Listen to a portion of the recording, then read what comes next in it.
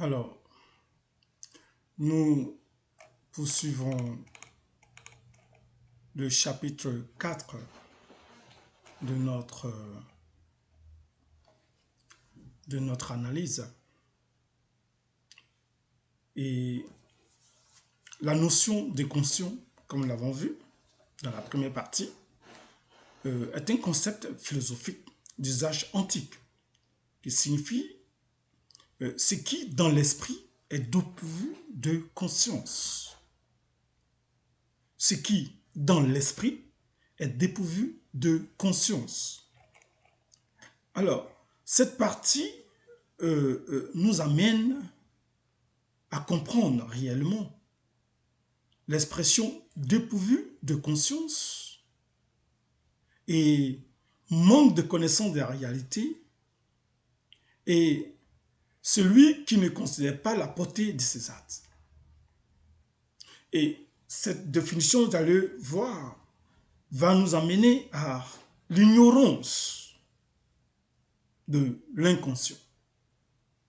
D'abord, cherchons à comprendre le sens de ce qui, dans l'esprit, est dépourvu de conscience. Nous avons vu que dans la première partie de notre analyse, que l'esprit, c'est cette capacité qui nous tient. C'est cette capacité de réfléchir, cette capacité qui nous amène à apprendre, à poser les actes. Mais si cette capacité qui est l'esprit, qui est l'intelligence d'apprendre, de réfléchir, est dépourvue de conscience, alors c'est que l'esprit est affecté. Et donc, être dépourvu de conscience est une forme d'ignorance. Une forme d'ignorance. Et cette forme d'ignorance nous conduit à quoi? Aussi à un manque de connaissance de la réalité. Le manque de connaissance de la réalité n'est rien d'autre qu'une forme d'ignorance. Et celui qui ne considère pas la portée de ses actes vit aussi sous une forme d'ignorance. D'où la notion d'inconscient, qui est donc un concept aussi d'ignorance. D'abord, l'ignorance de soi, l'ignorance de sa conscience. Parce que l'inconscient n'est pas forcément conscient de ses actes. L'inconscient, c'est celui qui s'ignore. En s'ignorant, alors, il ignore aussi les autres consciences. Or, la conscience, c'est la conscience de soi, comme disait Descartes. Donc, je ne peux pas penser et ne pas savoir que je pense. Donc, si je pense, c'est que je suis. Alors, si je pense que je ne suis pas, ce qui est déjà antinomique, donc, je suis dans une forme d'ignorance de moi-même. Donc, s'ignorer, c'est ignorer sa conscience, qui n'est rien d'autre que l'inconscient. Vous voyez le lien? Si la conscience ignore, c'est qu'elle laisse place à l'inconscient. Or, le rôle de la conscience, c'est d'être là, c'est d'être présent. On ne peut pas être là et ne pas être là. Et si on n'est pas là, c'est qu'on est dans l'ignorance de soi-même, de sa propre conscience. Et donc, l'ignorance de sa propre conscience va nous conduire à quoi? À l'ignorance des autres consciences. À partir du moment où nous ignorons notre propre conscience, c'est que nous aurons aussi la conscience des autres. Puisque la conscience des autres part par notre propre conscience. Vous voyez?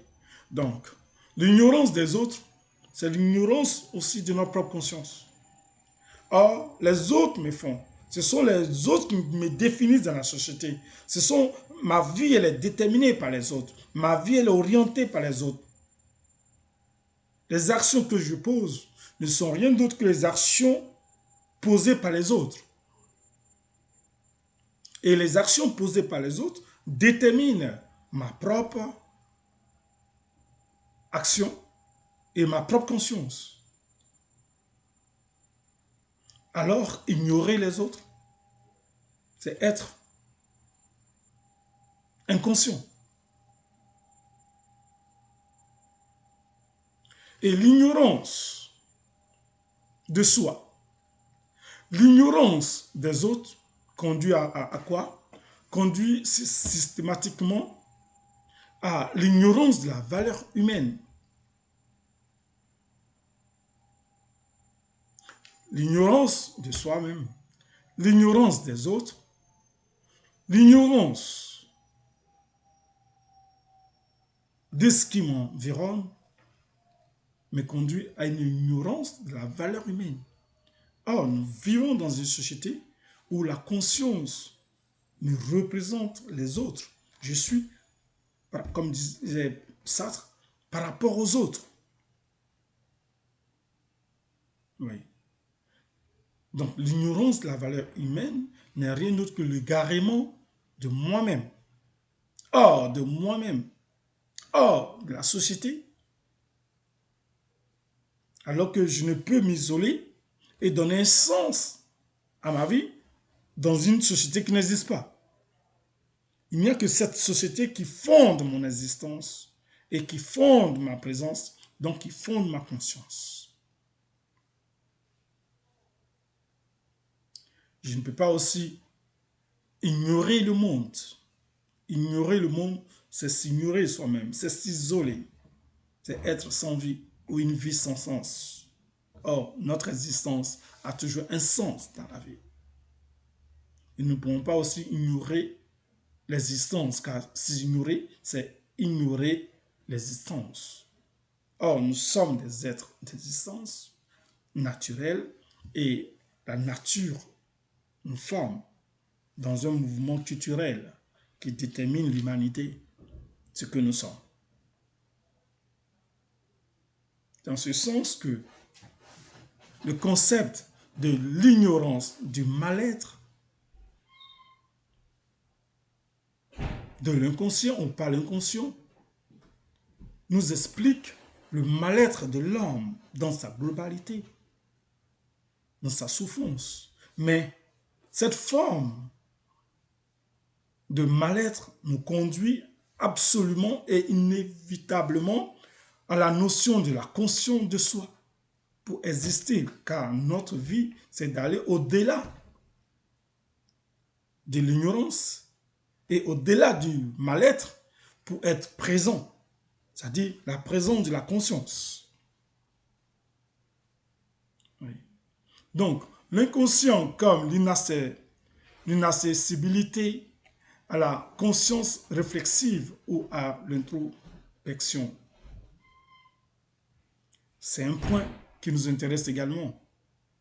L'inconscient comme l'incessibilité à la conscience réflexive ou à l'introspection.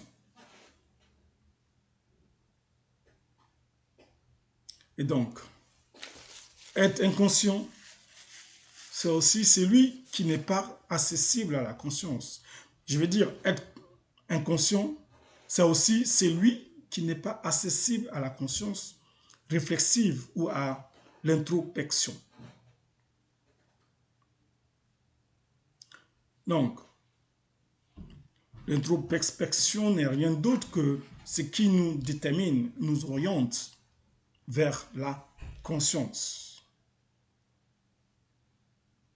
La réflexion, c'est elle qui nous tient. Dans l'ignorance de la raison, l'ignorance du bon sens.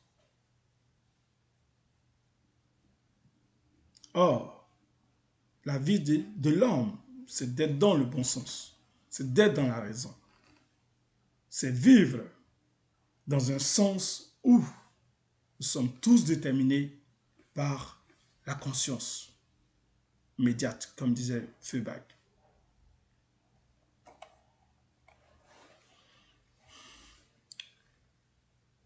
Pascal, sinon Alain, nous aide à mieux comprendre. Nous allons conclure cette partie de ce cours sur Alain. Alain nous dit que l'erreur est de croire que l'inconscient est un autre moi. Alain dit que le conscient n'est pas un autre moi. Le philosophe Alain, qui représente le rationalisme cartésien, conteste le fait qu'il y ait en l'homme un inconscient psychique et qui régisse tous ses actes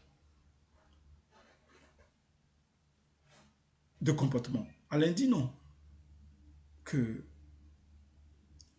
l'inconscient est vide de raisonnement.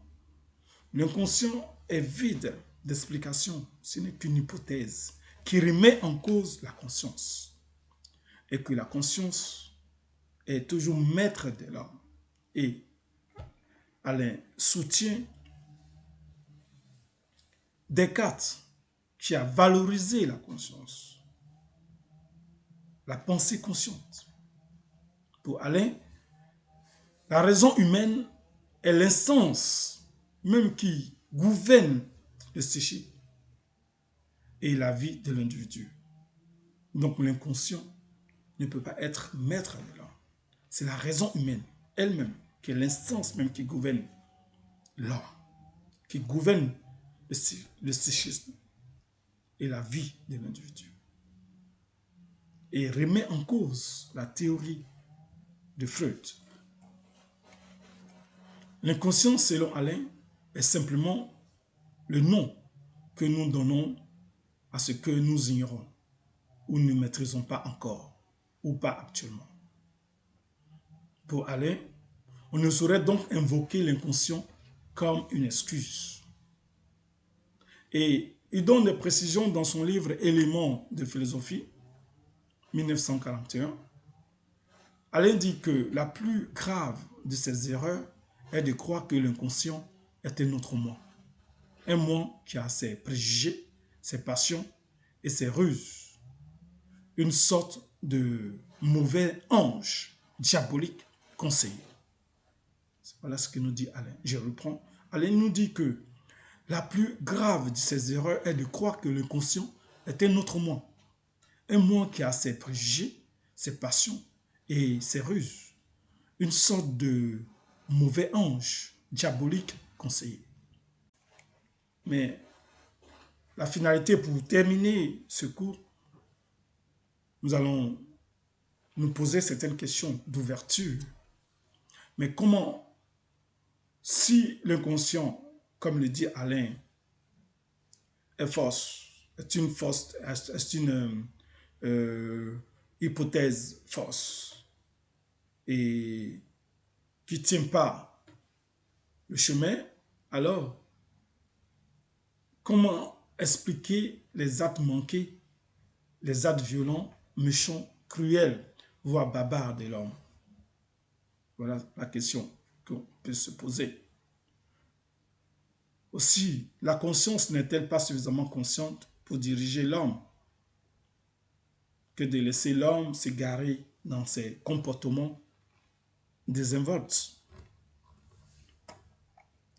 Aussi, n'est-ce pas aussi la faiblesse de la conscience de ne pas pouvoir tout contrôler? Comment expliquer ces égarements? Comment expliquer ces actes ignobles de l'homme